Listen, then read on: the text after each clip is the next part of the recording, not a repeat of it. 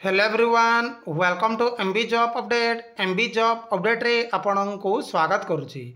देखंतु ओडिशा गवर्नमेंट रो विभिन्न विभाग जेमति कि OSAP IRB excise constable PMT driver पूरी श्रीमंदिर रे नियुक्ति भलिया पदवी खाली अछि जो थरे समस्त विभागर पदवी 1,00,000 रु ऊर्ध्व पदवी खाली अच्छी जहाँ को लेकिन आज पेपर आर्टिकल रे प्रकाशित होईची कौन रही संपूर्ण अपडेट डिटेल देखा तेणु भिडटी को संपूर्ण देखिए।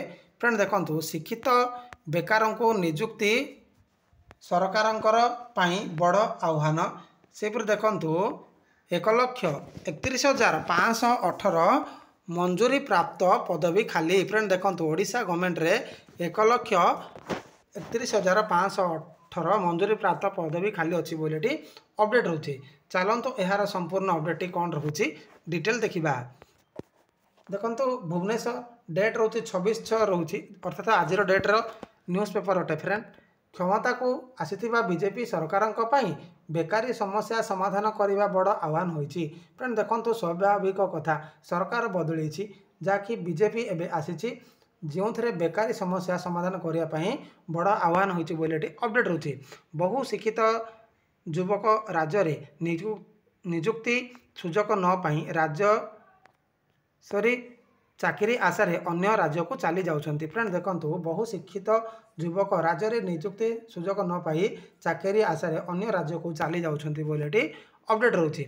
बीजेपी तार निर्वाचन संकल्प पत्र रे 2 वर्ष रे 65,000 नियुक्ति देव बोली प्रतिश्रुति देइछि। फ्रेंड देखंतु एटी अपडेट रोची जे बीजेपी तार मैनिफेस्टो रे कोन कहिछि ना आगामी 2 वर्ष रे 65,000 पदवी खाली थिबा जो नियुक्ति देव बोली एटी प्रतिश्रुति देइछि। केबे ना आगामी 2 वर्ष रे 65,000 नियुक्ति देव बोली एटी प्रतिश्रुति देइछि।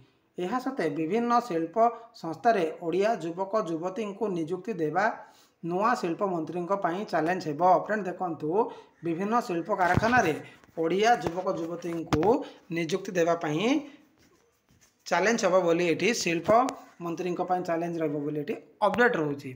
राज्य रे एकाधिक शिल्प कारखाना गढ़ी उठुथिले मध्य बाहर राज्यर युवकों को अग्राधिकार भित्तिरे नियुक्ति मिलुछि। फ्रेंड देखंतु आम ओडिशा रे कारखाना गढ़ी उठुथिले मध्य बाहर राज्यर युवकों को सुजोग मिलुछि बोली एटी अपडेट होछि बा नियुक्ति मिलुछि बोली एटी अपडेट रोछि। राज्यर शिक्षित युवकों को छोट छोट काम रे ठिकारे नियुक्ति दिया जाउछि। फ्रेंड देखंतु आम ओडिशा रो शिक्षित युवकों को छोट छोट काम रे ठिकारे नियुक्ति दिया जाउछि बोली एटी अपडेट होछि। ताहा पुणी समुद्र को संख्ये शिल्प कारखाना रे स्थानीय युवक युवती को नियुक्ति देवार प्रावधान रही मध्य तत्कालीन राज्य सरकार ए दिगरे कौनसी कठोर पदक्षेप न नेबारु वर्तमान राज्य रे बेकार बा बेकारी समस्या विषम परिस्थिति सृष्टि करिछि। फ्रेंड देखंतु एटी अपडेट रोची जे शिल्प कारखाना अच्छी स्थानीय युवक बा युवती को नियुक्ति देवार प्रावधान रही हेले कौन हम तत्कालीन राज्य सरकार ए दिगरे कौन कठोर पदक्षेप न नेबारु वर्तमान राज्य में बेकारी समस्या सृष्टि होईछि बोली अपडेट अछि। मिलिथिबा तथ्य अनुसार राज्य रे थिबा विभिन्न नियोजन केन्द्र रे प्राय 9 लाख शिक्षित युवक युवती नाम पंजीकरण करिसंती। फ्रेंड देखंतु एटी अपडेट अछि जे एम्प्लॉयमेंट एक्सचेंज रे 9 लाख रु कैंडिडेट जाकी एम्प्लॉयमेंट एक्सचेंज रे नाम लगेइछंती बोली एटी अपडेट होछि। एहा बाद राज्य रे प्राय 20 लाख रु अधिक शिक्षित युवक युवती नियुक्ति आशा रे रहिछंती। फ्रेंड देखंतु राज्य रे 20 लाख रु अधिक शिक्षित युवक युवती नियुक्ति आशा रे रहिछंती बोली एटी अपडेट होछि। राज्य सरकार विभिन्न विभाग रे 5,83,000 रु ऊर्ध्व मंजूरी प्राप्त पद रही। फ्रेंड देखंतु राज्य सरकार विभिन्न विभाग रे 5,83,000 रु ऊर्ध्व मंजूरी प्राप्त पद भी खाली पड़ी बोली अपडेट होछि। वर्तमान अधिकांश विभाग रे अवसर प्राप्त कर्मचारी और अधिकारी को नहीं सरकारी कार्य संपादन होछि। पूर्व सरकार विभिन्न विभाग रे प्राय 25,000 पद उच्छेद करी। फ्रेंड देखंतु पूर्व सरकार अर्थात बीजेडी गवर्नमेंट 25,000 पद उच्छेद କରିଛନ୍ତି ବୋଲି ଏଠି ଅପଡେଟ୍ ହେଉଛି। ଏହି 2 ବର୍ଷରେ ବିଭିନ୍ନ ବିଭାଗରେ ସରକାର 12,356 ଶିକ୍ଷିତ ଯୁବକ ଯୁବତୀଙ୍କୁ ନିଯୁକ୍ତି ଦେଇଥିବା ଜଣାପଡ଼ିଛି। ଫ୍ରେଣ୍ଡ ଦେଖନ୍ତୁ ଏହି 2 ବର୍ଷରେ 12,356 ଶିକ୍ଷିତ ଯୁବକ ଯୁବତୀଙ୍କୁ ନିଯୁକ୍ତି ଦେଇଥିବା ଜଣାପଡ଼ିଛି ବୋଲି ଏଠି ଅପଡେଟ୍ ହେଉଛି। ସେହିପରି 4 ବର୍ଷରେ 11,390 ଜଣ ଯୁବକ ଯୁବତୀଙ୍କୁ ଚାକିରି ହରାଇ ସାରିଲେଣି। ଫ୍ରେଣ୍ଡ ଦେଖନ୍ତୁ 4 ବର୍ଷରେ 11,390 ଜଣ ଯୁବକ ଯୁବତୀ ଚାକିରି ହରାଇ ସାରିଲେଣି ବୋଲି ଏଠି ଅପଡେଟ୍ ହେଉଛି। ଏହାକୁ ହିସାବ କଲେ ରାଜ୍ୟରେ ସମ୍ପ୍ରତି 1,31,518 ମଞ୍ଜୁରୀ ପ୍ରାପ୍ତ ପଦବୀ ଖାଲି ପଡ଼ିଛି। ଫ୍ରେଣ୍ଡ ଦେଖନ୍ତୁ ଏହାକୁ ହିସାବ କଲେ 1,31,518ଟି ମଞ୍ଜୁରୀ ପ୍ରାପ୍ତ ପଦ ଖାଲି ପଡ଼ିଛି ବୋଲି ଏଠି ଅପଡେଟ୍ ହେଉଛି। ରାଜ୍ୟରେ ନିଯୁକ୍ତି ସୃଷ୍ଟି ନେଇ ସେମିତି କୌଣସି ଆଖିଦୃଶିଆ ପଦକ୍ଷେପ ନିଆଯାଉନାହିଁ। ପୂର୍ବ ସରକାର 3 ଥର ମେକ୍ ଇନ୍ ଓଡ଼ିଶା କାର୍ଯ୍ୟକ୍ରମ ଆୟୋଜନ କରିଥିଲେ। ଏହି କାର୍ଯ୍ୟକ୍ରମରେ ଦେଶ ବିଦେଶରେ ବହୁ ପ୍ରସିଦ୍ଧ ଶିଳ୍ପ ସଂସ୍ଥା ବିଭାଗ ନେଇଥିଲେ।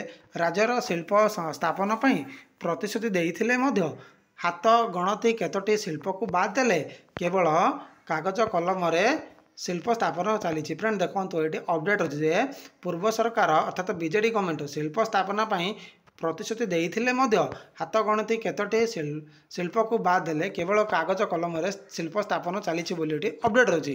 ସରକାରୀ ତଥ୍ୟ ଅନୁଯାୟୀ ଏହି 3 ବର୍ଷରେ ରାଜ୍ୟରେ 182ଟି ଶିଳ୍ପ ସ୍ଥାପନ କିମ୍ବା ପୁରୁଣା ଶିଳ୍ପର ନବୀକରଣ କରାଯାଇଛି। ବିଶେଷ କରି ଜଗତସିଂହପୁର ଜିଲ୍ଲାର ପାରାଦୀପ, ଯାଜପୁର ଜିଲ୍ଲାର କଳିଙ୍ଗନଗର, ଝାରସୁଗୁଡ଼ା, କଟକ ଜିଲ୍ଲାର ରାମଦାସପୁର, ଅନୁଗୁଳ ଓ କେନ୍ଦୁଝର ଜିଲ୍ଲାରେ ଏକାଧିକ ଶିଳ୍ପ ପ୍ରତିଷ୍ଠା ହୋଇଛି। ଏହିସବୁ ଅଞ୍ଚଳରେ ଗଢ଼ି ଉଠିଥିବା ଘରୋଇ ଶିଳ୍ପ ସଂସ୍ଥାରେ କିନ୍ତୁ ସ୍ଥାନୀୟ ଯୁବକ ଯୁବତୀଙ୍କୁ ଅଗ୍ରାଧିକାର ଭିତ୍ତିରେ ନିଯୁକ୍ତି ମିଳୁନି। ଫ୍ରେଣ୍ଡ ଦେଖନ୍ତୁ ଓଡ଼ିଶା ଗଭର୍ଣ୍ଣମେଣ୍ଟରେ ବି କାରଖାନା କିଛି ଗଢ଼ି ଉଠିଛି କି ହେଲେ କ'ଣ ହେବ ଓଡ଼ିଆ ଲୋକଙ୍କୁ ନିଯୁକ୍ତି ମିଳୁନି ବୋଲି ଏଠି ଅପଡେଟ୍ ହେଉଛି।